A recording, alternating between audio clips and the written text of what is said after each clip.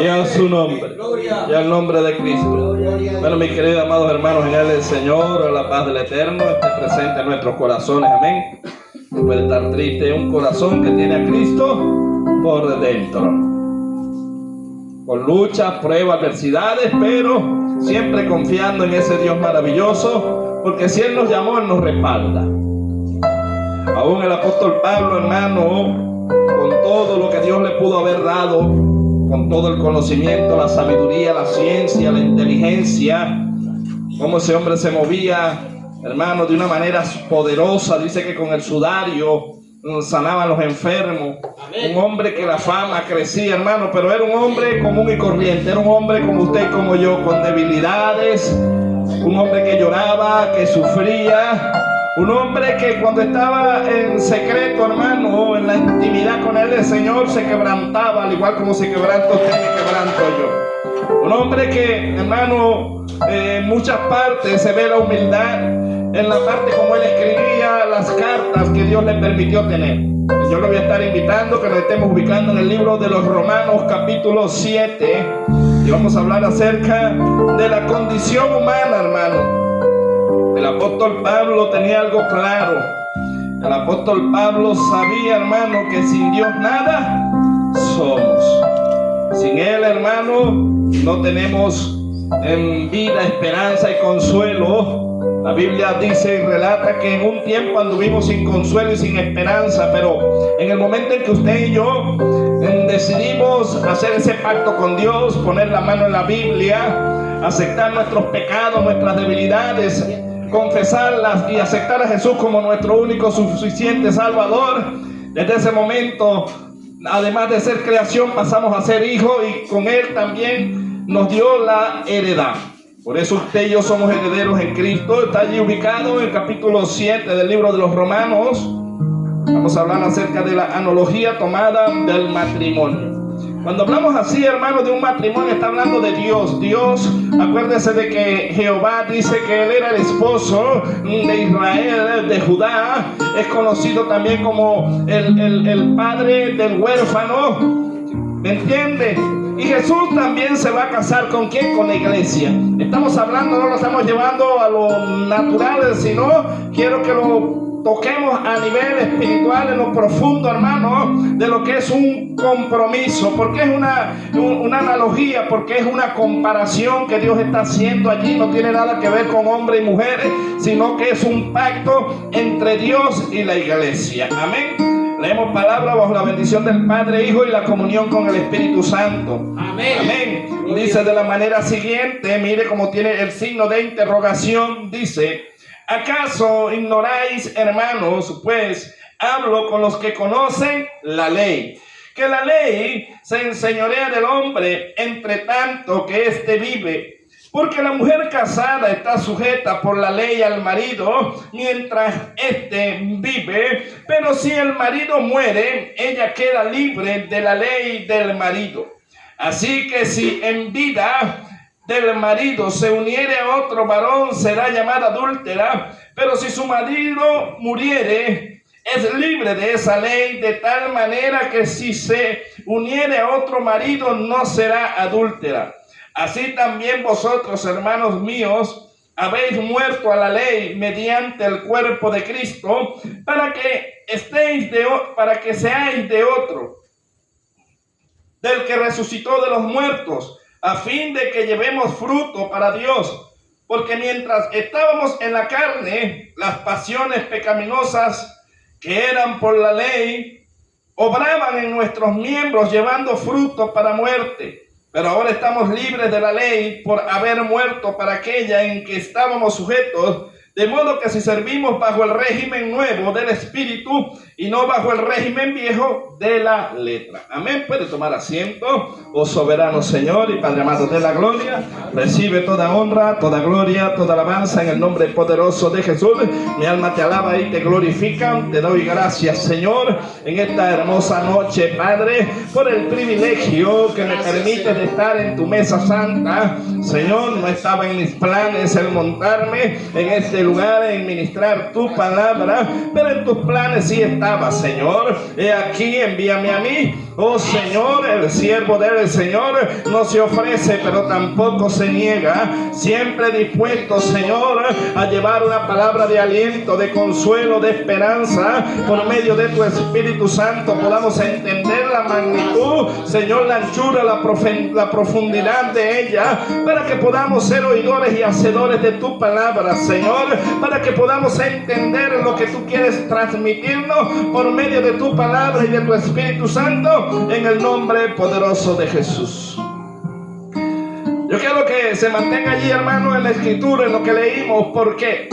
Porque él me está haciendo allí una alegoría, me está haciendo una analogía. La palabra analogía quiere decir cuando uno toma de algo que uno conoce para compararlo con algo que uno no conoce. Entonces Dios, para transmitir aquí en este caso a los romanos o a los cristianos que estaban llegando a los pies de Cristo por medio de Roma, recuerda que cuando Jesús viene en carne como el Hijo de Dios en carne, estaba gobernando el imperio romano. Estaba Roma a la cabeza y estaba una iglesia, o estaba el cuerpo de Cristo Israel. Los sacerdotes estaban contaminados. Por eso Jesús viene a confrontarlos a ellos por la ley, porque ellos estaban bajo el periodo y la dispensación de la ley, y entonces ellos tomaban la ley pero la llevaban era a su favor. Tanto así, hermano, que cuando una mujer no les convenía a ellos, ¿qué hacían ellos? Tomando mandamiento de Moisés, la aborrecían y la pedraban. Por eso usted ve que cuando Jesús camina, estos hombres o estos sacerdotes de aquel entonces, lo primero que hacían era traerle las mujeres adúlteras al Señor. Hay en una ocasión cuando Jesús está allí y dice que los escribas y los fariseos, ahí estaban los saduceos, estaba la gente de peso, la gente que conocía ley, la gente que conocía palabra, pero le daban una mala interpretación, porque estos hombres tenían a la mujer en poco. Estos hombres solamente sabían y entendían que ellos se ponían de acuerdo y usaban la ley siempre a favor de ellos. Y le traen a Jesús una mujer adúltera, hermano, y le dice, la ley dice que la mujer que sea sorprendida en adulterio, la tal debe morir apedrada. Y Jesús le dice, sí, escrito está, pero Jesús le hace algo notorio. Jesús le dice, al principio no fue así, porque dijo Dios que lo que une Dios no lo separe el hombre, pero por la dureza de vuestros corazones, Dios permitió a Moisés darle carta de repudio. Esto quiere decir, hermano, que si esta gente con un corazón tan duro seguía en las condiciones como andaban, el mundo se iba a quedar sin mujeres.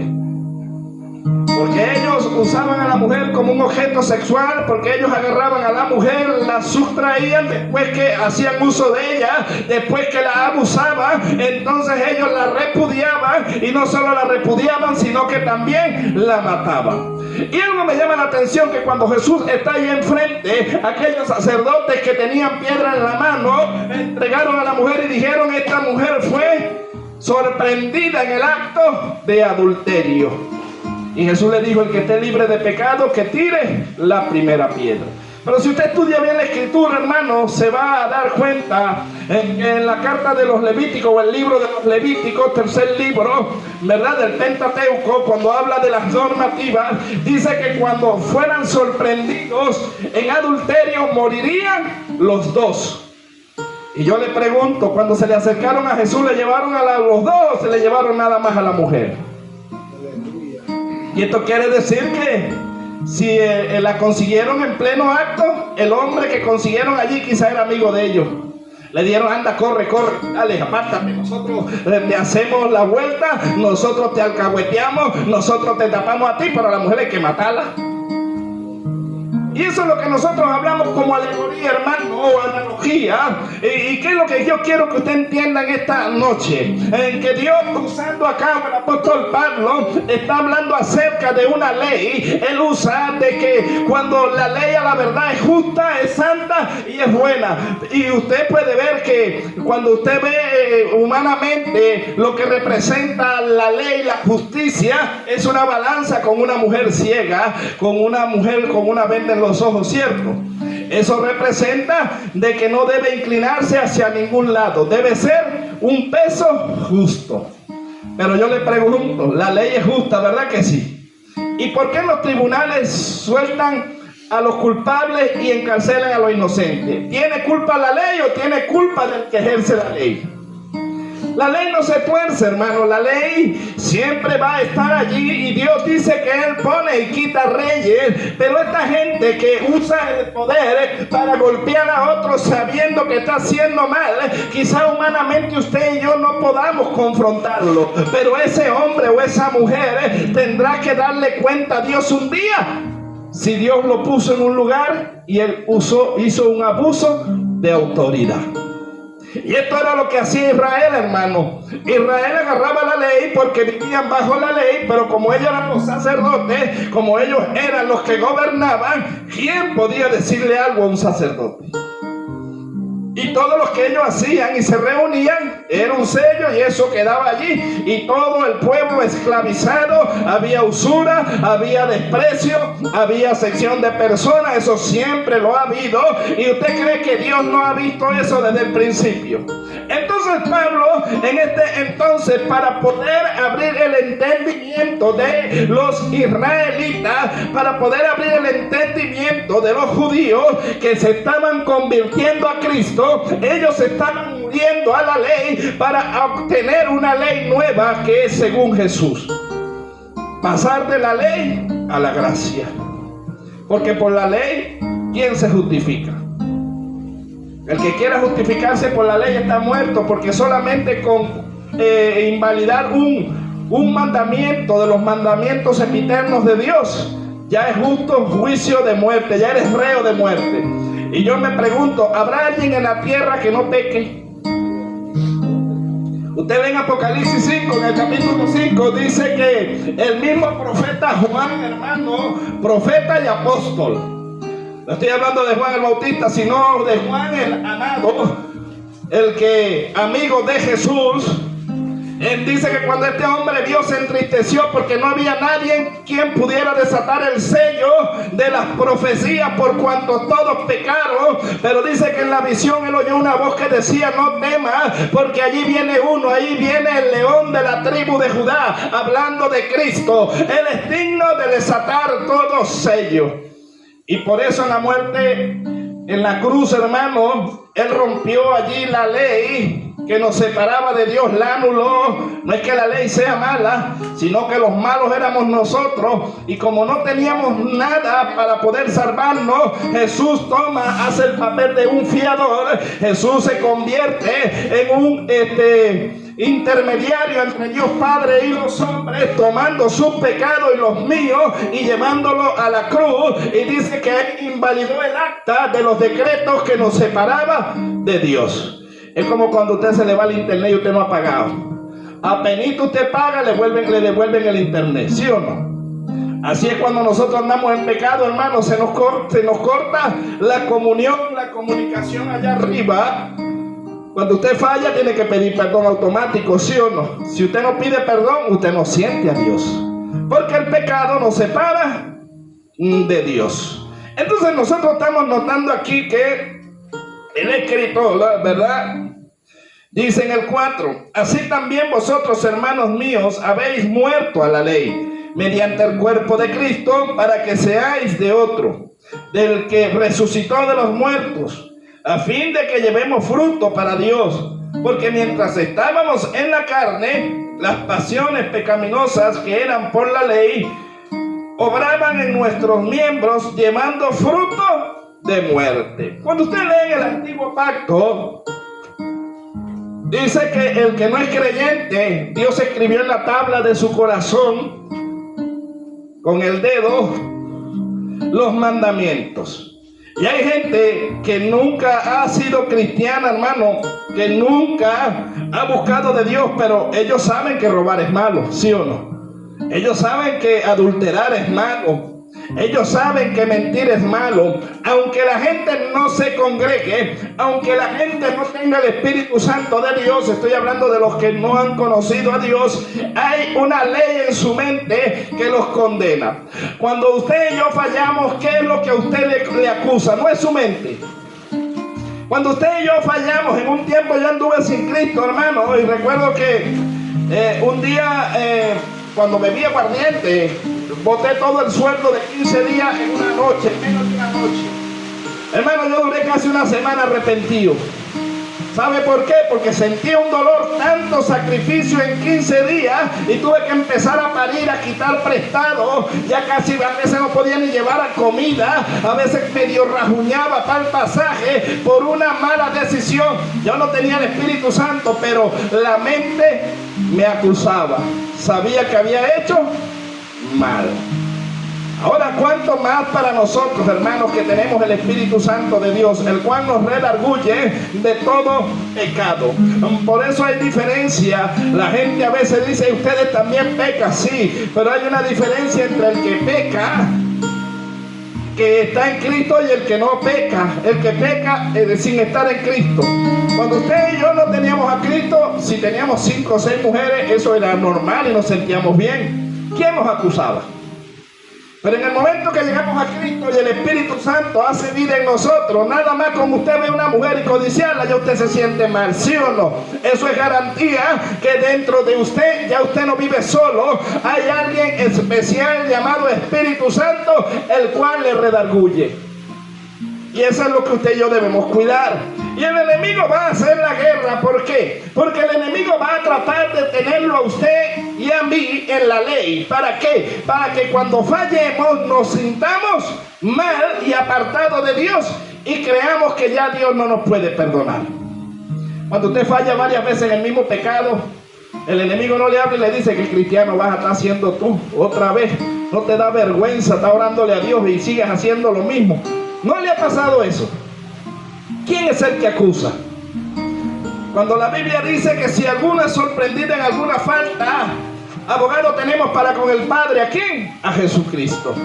Porque ya usted y yo no vivimos según la ley, sino que vivimos bajo la gracia. Y esto no es que voy a invalidar la ley. Ahora sí voy a entrar, hermano, donde quería entrar. Solamente quería hacerle ver lo que él habla en cuanto a alegoría. Y aquí usted va a entender lo que está tratando de transmitir el escritor. Dice el pecado que mora en mí, ¿cierto? Capítulo 7, verso 7. El mismo apóstol Pablo está diciendo que en él también moraba el pecado. Cristiano que diga yo no peco, es mentiroso. ¿Sí o no? No sé cómo hay gente que se monta aquí, ustedes pecadores. Ay, yo no. Yo también peco, hermano. Si a Dios me perdona a mí, no le va a perdonar a usted también. Una cosa es que nosotros pequemos porque tengamos debilidades, y otra cosa es que nos deleitemos en el pecado. Ahora, si usted peca y el Espíritu no lo redarguye, ahí sí hay peligro. Pero yo sé que cuando usted hace mal y yo hago mal, el Espíritu nos hace ver que hicimos mal. Vea lo que dice. Hay un signo de interrogación y la palabra dice: ¿qué diremos pues? La ley es pecado. Y él dice: en ninguna manera, pero yo no conocí el pecado sino por la ley, porque tampoco conociera la codicia si la ley no dijera no codiciarás. Mas el pecado, tomando ocasión por el mandamiento, produjo en mí toda codicia, porque sin la ley del pecado está muerto. Ahora aquí usted y yo podemos tomar, hermano, una alegoría, ya que el apóstol Pablo está usando la analogía y las alegorías en este pasaje. Nosotros podemos hacer lo que él hacía. Podemos agarrar un poco, ilustrar lo que estamos leyendo. ¿Y qué es lo que me está diciendo el apóstol Pablo aquí? Él me está narrando, ya me está diciendo que cuando el hombre fue formado, en él no había pecado, porque había inocencia. Usted es como un niño recién nacido. Aunque el niño viene ya concebido en pecado, es como un cáncer, a él no se le activa sino hasta que tiene cierta edad. ¿Sí me entiende? Un niño, y la gente me dice, hermano, un niño de 2 años, 3 años tiene pecado. ¿Qué cree usted, hermano William Coronado? ¿Que un niño de 1 año o 2 años tiene pecado? Le dice que no, ¿verdad? ¿Y usted, hermana Belki? Yo le digo algo. Dele un celular a un niño de 1 año y quíteselo. Y me dice si no lo manipula. Me dice si no llora y se revuelca y deja de llorar cuando usted le da el celular. ¿Qué quiere decir? Que ya hay maldad en él. Usted no lo ve y yo no lo noto, pero un niño de 2 o 3 años, hermano, ¿lo manipula o no lo manipula? Son manipuladores, ¿sí o no? Mi nieta tiene 1 año y yo le doy el celular. Noemi, hace aquí. Entonces, hermano, es algo porque usted y yo fuimos concebidos en pecado. Solamente que todos los seres humanos tienen cáncer, pero al que se le desarrolla el cáncer tiene que ir a un médico, ¿cierto? Entonces, cuando usted y yo se nos desarrolla un pecado, tenemos que ir a un médico. ¿A cuál? A Cristo, el cirujano, para que Él hace la herida y Él la sana. Él hace la llaga y Él la cura. Él la venda, hermano. Entonces, pero para que Cristo pueda sanarnos, lo primero que en usted y en mí tiene que haber es una disposición de aceptar que necesitamos una ayuda de Dios. Esto no lo va a andar usted publicando a la gente, no va a andar diciendo que yo soy pecador. No, usted no, eso es entre usted y Dios. Usted en su cuarto, en su aposento, llorando allí, le dice al Señor, Señor, no puedo, yo creo que esta debilidad es demasiado fuerte para mí, me siento mal porque sigo fallando y cometiendo el mismo error. Y estoy convencido que el Espíritu le va a decir y le va a llevar en la palabra y le va a decir, bástate en mi poder, porque el poder de Dios se perfecciona en su debilidad y en la mía. Pero una debilidad suya y una debilidad mía, el diablo no las puede hacer ver como que usted y yo ya no tenemos perdón. Porque a la medida que el Espíritu Santo trabaja, el enemigo también trabaja. El trabajo de él es confundir. El trabajo del enemigo es usar la palabra, pero para generarle algo negativo. Por eso el salmista dijo que el poder de la vida y de la muerte está en la boca ¿de quién? Del hombre. Porque yo puedo sustraer de acá y puedo llevar palabra de vida, pero si yo no me dejo guiar por el Espíritu, sino que me dejo llevar por mis emociones carnales, puedo usar la palabra para darle muerte a alguien. ¿Puedo o no puedo? Entonces hay una responsabilidad, hermano, a la hora de dar una disertación de palabra, a la hora de dar una predicación, porque cuando nosotros estamos acá, esto viene siendo, hermano, como un quirófano, y cuando usted empieza a desarrollar el mensaje, hay muchos tipos de pacientes que están allá abajo, que usted y yo no conocemos cuál es su condición, pero el Espíritu Santo que lo usa usted y a mí, sí sabe, y Él sabe acomodar cada palabra y darle cada palabra al que la está buscando cuando Dios está en el asunto. Usted va a los hospitales y usted, no todos en la emergencia, no todos van por lo mismo, ¿verdad que no? Pero ¿los atiende el mismo médico o no los atiende el mismo médico?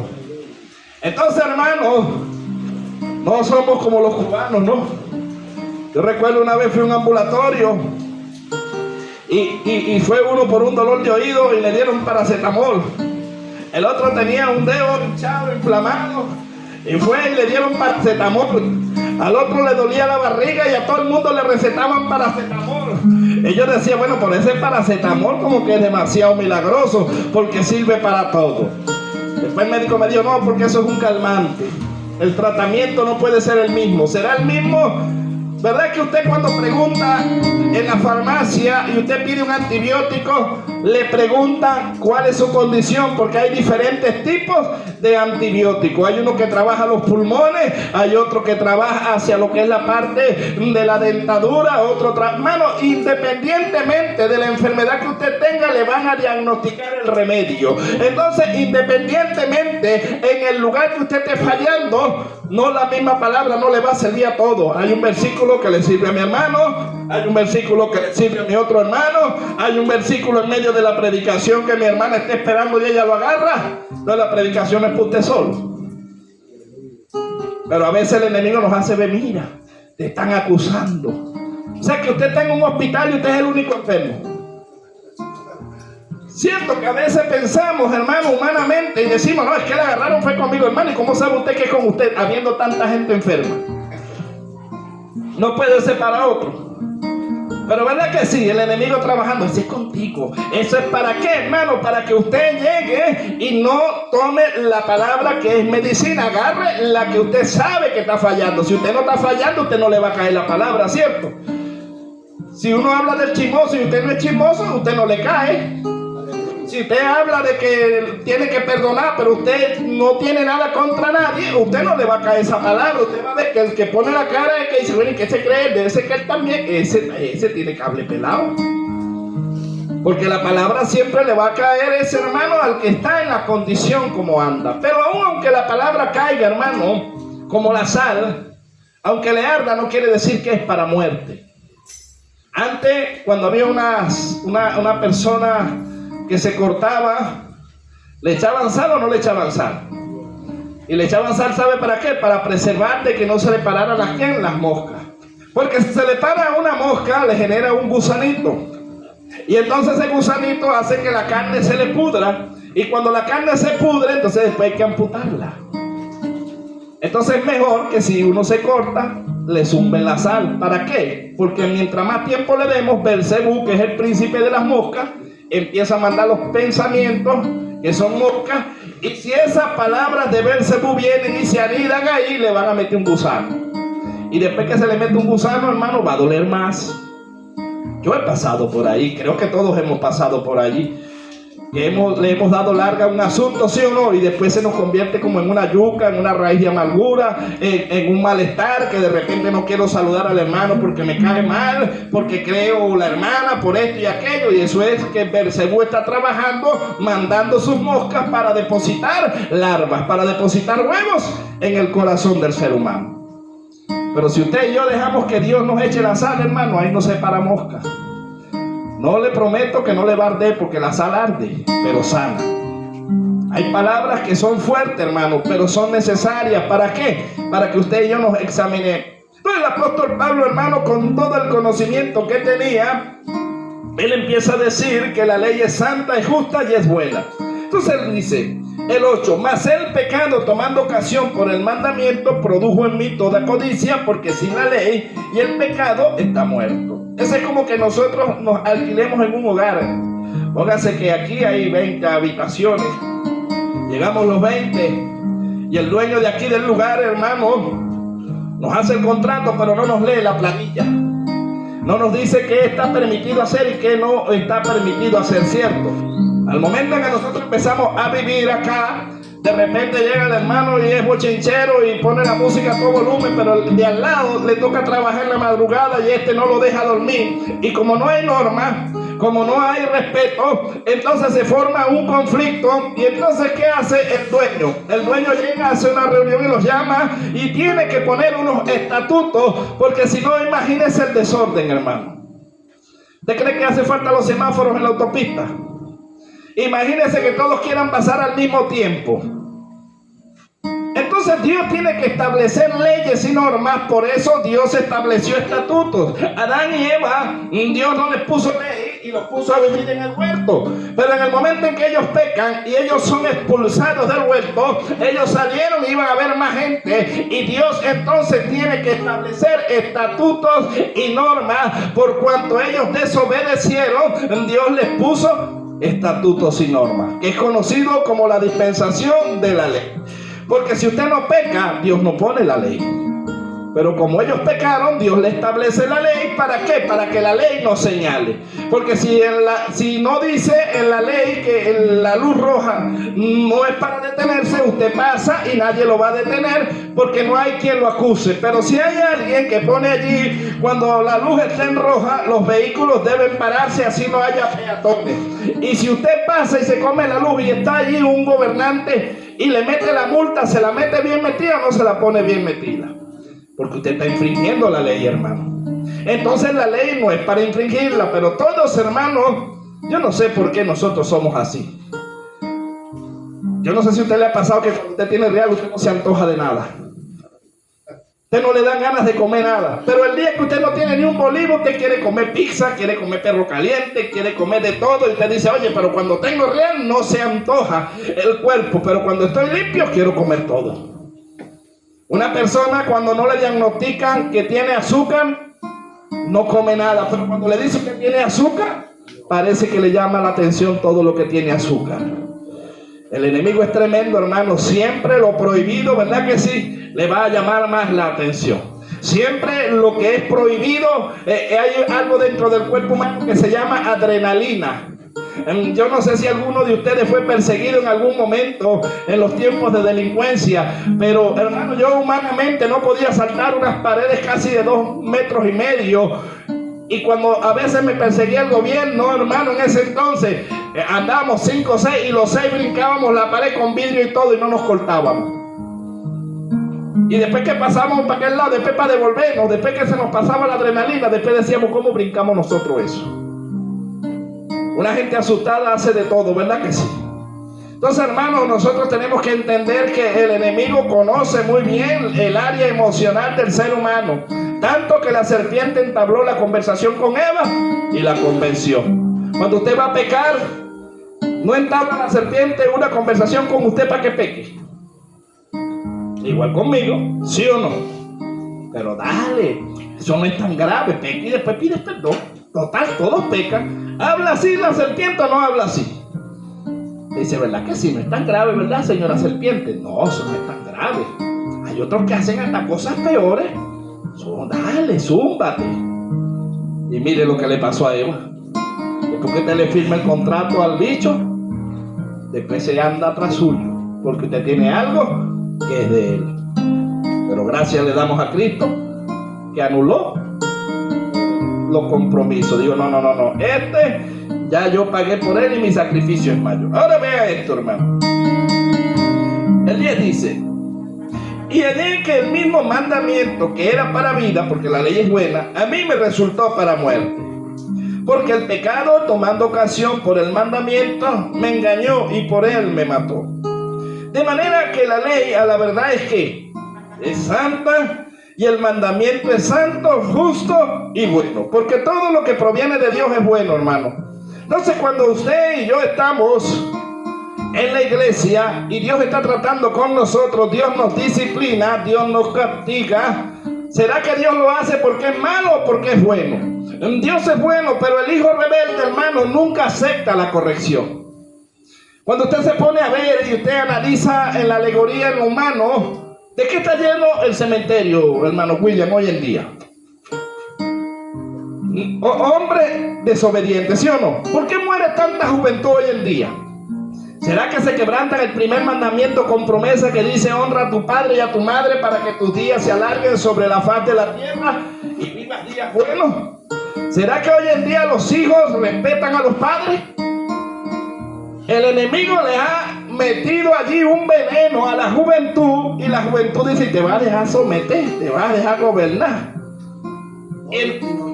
No llegan, hermano. Ahorita, hermano, dígame cuando la moto de 18 años, se mataron 3, se mataron 2. Yo digo que la juventud de este tiempo es corta. Pero es porque ellos desobedecen los principios bíblicos. ¿Sí me entienden? Pero si usted y yo nos apegamos a la palabra y empezamos a ser obedientes, cierto que nuestros días se van a alargar y las bendiciones nos van a seguir. ¿Por qué no nos siguen las bendiciones? Porque estamos en desobediencia, hermano. Estamos en desobediencia, todos. El que no pelea por un lado, cojea por el otro. Pelea con la esposa, si no es la pelea con el hijo, si no con el vecino, si no es con la mamá, si no es con el papá, si no con el pastor, si no es con el diácono, si no con... Hermano, siempre el enemigo se ha provisto, ha buscado la manera de que usted a alguien no le caiga bien. Y ahí, hermano, no puede Dios bendecirnos porque necesitamos sanarnos. Entonces el apóstol Pablo dice, el pecado que mora en mí, porque son sentimientos humanos, están en el deseo. Él dice, por eso en el 11 dice, porque el pecado tomando ocasión por el mandamiento me engañó y por él me mató. De manera que la ley a la verdad es santa y el mandamiento es santo, justo y bueno. Luego hay una pregunta, hermano, y dice, luego lo que es bueno vino a ser muerte para mí. En ninguna manera, sino que el pecado, para mostrarse pecado, produjo en mí la muerte por medio de lo que es bueno, a fin de que por el mandamiento el pecado llegase a ser sobremanera pecaminoso. Porque sabemos que la ley es espiritual, mas yo soy carnal, vendido al pecado. El apóstol Pablo dice: mire, hermano, usted sabe qué fue lo que pasó, que cuando Dios creó a Adán y a Eva los hizo espiritual, ¿sí o no? Tanto que oían la voz de Dios audible. Cuando Adán peca y Dios se pasa por el huerto, dice que Dios habló audible, ¿sí o no? Y le dijo: Adán, ¿dónde estás tú? Y él dijo: tuve miedo y me escondí. Ahora, ¿será que Dios quiere hablarnos audiblemente, sí o no? Pero andamos escondidos como Adán, hermano. No queremos enfrentar el pecado. No queremos, porque no, no, hermano. Si Dios lo que dice: yo sé que tú eres un pecador, cabezón. Yo te hice, yo te formé. Aún cuando no lo has hecho, el pensamiento está en ti. Yo lo sé. Lo que quiero es que vengas a mí, que hables, que confieses tu pecado y que te apartes para que alcances misericordia. ¿Lo hizo David o no lo hizo? Ahora yo le pregunto, hermano, ¿por qué será que cuando fallamos la gente se va de la iglesia y se aparta? Por vergüenza, ¿sí o no? Y no es más fácil venir a Dios, que es nuestro Padre, y que Él nos perdone y nos restaure. Pero no, enseguida el enemigo dice: te van a ver mal los hermanos, que te van a estar queriendo. Cuando te montes ahí no van a creer, porque mira tu testimonio. ¿Quién habla así, hermano? No es el enemigo. Entonces nosotros debemos cortar toda comunicación con el enemigo, porque si usted en el pensamiento mantiene esa conversación espiritual, usted no puede avanzar. ¿Sabe por qué? Porque va a vivir deprimido, va a vivir mal y va a creer, y el enemigo le va a hacer: viste cómo te vio mal, y el hermano ni mal lo ha visto. Pero como el enemigo ya tiene la mente, los pensamientos cauterizados, entonces cuando, hermano, bueno, dice un dicho en el mundo, yo no sé si eso es verdad o es mentira, pero dice que todo el que es picado de culebra, cuando ve un bejuco brinca. ¿Verdad que sí? Todo el que lo ha picado una culebra ve algo que le viene y brinca y tiene miedo porque sabe que casi se murió. Entonces, la persona que ha sido muy maltratada, muy herida, cuando alguien suelta algo, así no sea para él, él brinca y lo agarra para él, porque él dice: no, es que es conmigo la cuestión. Y ahí es donde usted y yo tenemos que aprender a madurar. ¿Para qué? Para que cuando se hable todo tipo de mensaje en el espíritu, en vez de producirle a usted muerte espiritual, más bien le mate la carne. Porque él dice: el pecado que mora en mí, hermanos, son los sentimientos. Y el apóstol Pablo, hermanos, se está poniendo de ejemplo. Imagínense todo lo que él hacía. Y él decía: el pecado que mora en mí. El 14 dice: porque sabemos que la ley es espiritual, mas yo soy carnal, vendido al pecado. Porque lo que hago no lo entiendo, pues no hago lo que quiero, sino lo que aborrezco, eso hago. Y si lo que no quiero, esto hago, apruebo que la ley es buena. De manera que ya no soy yo quien hace aquello, sino el pecado que mora en mí. En usted hay dos naturalezas igual que en mí: la caída y la nueva que está siendo formada según Cristo. Pero ambas no pueden vivir dentro. Tiene que darle muerte a una. Si usted alimenta el espíritu, mata la carne. Si alimenta la carne, mata el espíritu. Usted ve y yo tengo que ver que me conviene. O alimento lo espiritual o alimento lo carnal. Él dice: de manera que ya no soy yo quien hace aquello, sino el pecado que mora en mí. El 18 dice: y yo sé que en mí, esto es, en mi carne no mora el bien, porque el querer el bien está en mí, pero no el hacerlo. Porque no hago el bien que quiero, sino el mal que no quiero, eso hago. Y si hago lo que no quiero, ya no lo hago yo, sino el pecado que mora en mí. O sea que cuando usted y yo fallamos, hermano, aunque usted y yo no queramos fallar, terminamos fallando, ¿sí o no? Y yo le digo, por eso le decía al principio, el apóstol Pablo haciendo milagros, señales, prodigios, hablando lengua, con todo lo que Dios le dio. Y este hombre todavía decía que en él había pecado. Él dice en 2 de Corintios: derribados, mas no destruidos, perseguidos, mas no en apuros. Miserable de mí, ¿quién me podrá librar de este cuerpo de muerte. Estas eran palabras de un apóstol, hermano, donde se veían señales, donde se veían prodigios, y él, hermano, no se sentía inferior al resto de los demás. Al contrario, este hombre, cuando le tocó morir, dijo: oh muerte, ¿dónde está tu aguijón? Oh sepulcro, ¿dónde está tu victoria? Solvida es la muerte en victoria. Porque si hay algo que tiene que haber en usted y en mí, es una convicción, hermano, de que mientras usted esté en ese cuerpo de carne, va a fallar. Va a fallar. Por eso es que Dios dice que no estemos viendo la falla del otro, porque al momento en que yo descuido el templo, ya yo con murmurar ya pequé. ¿Sí o no? Ya yo a irme a hablar mal de otro, ya pequé. El otro tiene pecado, pero y el mío no es contado. Entonces, hermano, vea lo que es la madurez. Estamos terminando, dice el 21. Así que queriendo yo hacer el bien, hallo esta ley, que el mandamiento, el mal está en mí, porque según el hombre interior me deleito en la ley de Dios. Pero veo otra ley en mis miembros, que se revela contra la ley de mi mente, y que me lleva cautivo a la ley del pecado que está en mis miembros. Ve que es la mente, que es el pensamiento. Luego dice en el 24, en exclamación, este es Pablo diciendo: miserable de mí, ¿quién me librará de este cuerpo de muerte? Gracias doy a Dios por Jesucristo, Señor nuestro. Así que yo mismo con la mente sirvo a la ley de Dios, mas con la carne, ¿a qué? Cuando usted pelea, ¿en qué anda? ¿Sí o no, verdad, hermano? A ver, que cuando nos giramos, no me va a decir que anda en el espíritu de la carne. Pero cuando usted está en mansedumbre, se puede estar cayendo el mundo, se pueden estar matando y usted está tranquilo. Ay, pero este sí es tranquilo. Usted anda en el espíritu. ¿Sí me entiende? Entonces, los que vivimos en el espíritu, en el 8 dice: ahora pues ninguna condenación hay para los que están en ¿quién? En Cristo Jesús. Los que no andamos conforme a la carne, sino conforme al espíritu. Porque la ley del espíritu de vida en Cristo Jesús me ha librado de la ley del pecado y de la muerte. Porque lo que era imposible para la ley, por cuanto era débil por la carne, Dios enviando a su Hijo en semejanza de carne, de pecado, y a causa del pecado, condenó al pecado en la carne, para que la justicia de la ley se cumpliese en nosotros, que no andamos conforme a la carne, sino conforme al espíritu. Óigame bien: ni carne ni sangre heredan el reino de los cielos. La paga del pecado es la muerte, ¿sí o no? Lo dice la Biblia. Ahora, Cristo tuvo que morir el cuerpo de él y lo pegó la cruz, lo pegó allí en el madero. Entonces Dios dijo: mire, le dijo al enemigo: ellos todos han pecado. Bueno, está bien. ¿Qué es que la carne de ellos? Bueno, te doy la carne, pero su espíritu y su alma me lo preserva. Porque todo hombre muere y la carne va ¿a dónde? Al polvo, hermano, ¿sí o no? Pero ¿dónde va el alma? Ezequiel dice: el alma que pecare esa morirá, que es la separación de Dios, la separación de la presencia del Señor.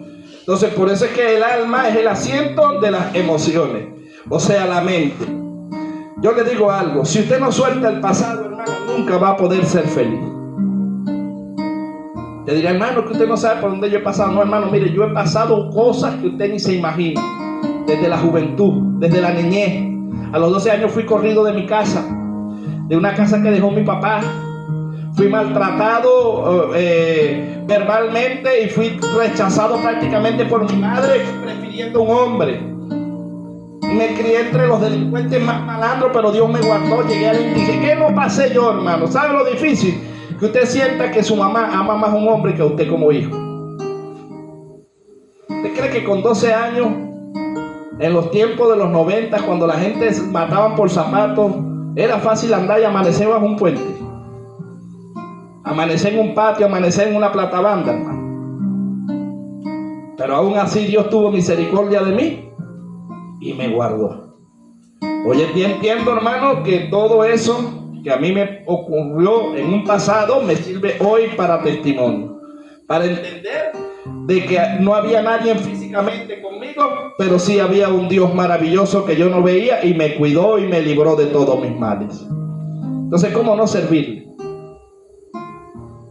Gálatas, usted se va allá, no lo vamos a leer, pero usted se va a Gálatas capítulo 5, desde el verso 17, le va a especificar allí lo que son las obras de la carne, ¿sí o no? Quítese de vosotros todas: ira, contienda, enemistades, pleitos, celos, orgía, hechicería, maledicencia, por las cuales el Espíritu de Dios se contrista, y el que practica tales cosas no heredará la vida eterna. Entonces usted en la carne y yo en la carne no podemos darle gusto a la carne, hermano. Si usted vive agradando a la carne y yo vivo agradando a la carne, el Espíritu se contrista, el Espíritu se va y nos va a pasar lo que le pasó a Saúl.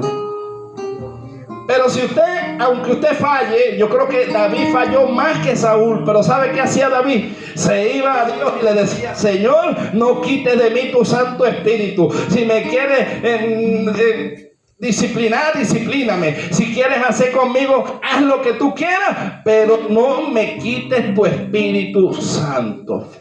Y si usted y yo aprendemos a no acusar a los demás, si usted y yo aprendemos a asumir nuestra falla, no del hombre, sino delante de Dios, ¿será que Dios no nos perdona?